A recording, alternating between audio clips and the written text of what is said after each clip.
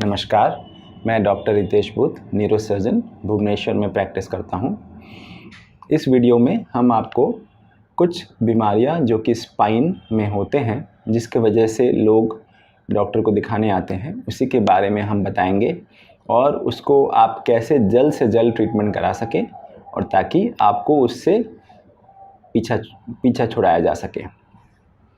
तो अब आप ये स्पाइन का मॉडल में देखिए, सबसे कॉमन अगर आप देखें तो 90% लोगों को बीमारी होती है। बीमारी तो नहीं, उसे कह सकते हैं एक तरह की तकलीफ़ कि हमें बैक में पेन होता है। अगर हम लंबे समय तक बैठते हैं तो हमें बैक में पेन शुरू हो जाता है। ये हमारा बैक पोर्शन है, ठीक है। ये जो आप कर्व देख रहे हैं, ये लोअर पोर्शन, हम इसको बैक पोर्शन बोलते हैं, जिसमें कि मैक्सिमम लोगों को पेन होता है और ख़ासकर थोड़े से बुजुर्ग लोगों को या 50 के ऊपर या फिर जो बहुत कुछ कसरत करते हैं, भारी सामान उठाते हैं, उनको बैक में पेन होना स्वाभाविक है। बैक में पेन बहुत कारणों से हो सकता है। एक तो हमारे ये हड्डी के चारों तरफ मसल्स, आप बोलते हैं मांस, ये चारों तरफ होते हैं और अगर वो मसल्स में स्ट्रेन आ जाए तो भी बैक पेन होता है। ये सबसे कॉमन रीज़न है कि मसल्स में स्ट्रेन आ जाने से बैक पेन होता है। तो उसके लिए सिर्फ रेस्ट और दवा से आराम से आपका ये ट्रीटमेंट हो सकता है। उसके अलावा अगर आप उस बैक पेन को नज़रअंदाज कर दें, मतलब उस बैक पेन को आप ट्रीटमेंट सही तरीके से ना कराएं, तो फिर आपको बाद में उसके प्रोग्रेशन में एक और तकलीफ़ आ सकती है, जिसे कहते हैं लेग में पेन आना। इसके नीचे आपके लेग्स होंगे और अगर वो लेग्स में पेन आना शुरू कर गए, इसका मतलब कि अब वो आपके नर्व्स को प्रॉब्लम कर रहे हैं। अब मसल्स नहीं, अब आपके नर्व्स में प्रेशर आ रहा है। तो ये जो येलो येलो आप देख रहे हैं, इसे हम नर्व्स कहते हैं। ये यहाँ पे कटी हुई है, ये लंबे लंबे जाएंगे और हमारे दोनों लेग्स को सप्लाई करेंगे।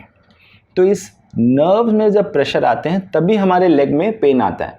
और ख़ास बात ये कि किसी लोगों को जब लेग में पेन आना शुरू करता है तो बैक पेन जो है वो गायब हो जाता है।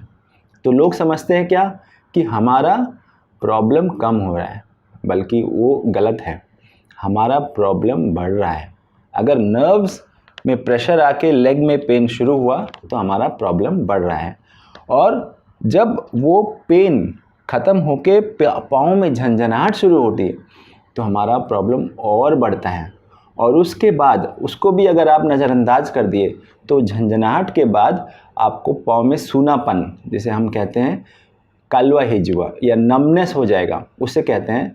तो और प्रॉब्लम बढ़ रही है, मतलब नस इस हद तक दब चुकी है कि अब उससे आपको कोई पेन सेंसेशन नहीं है।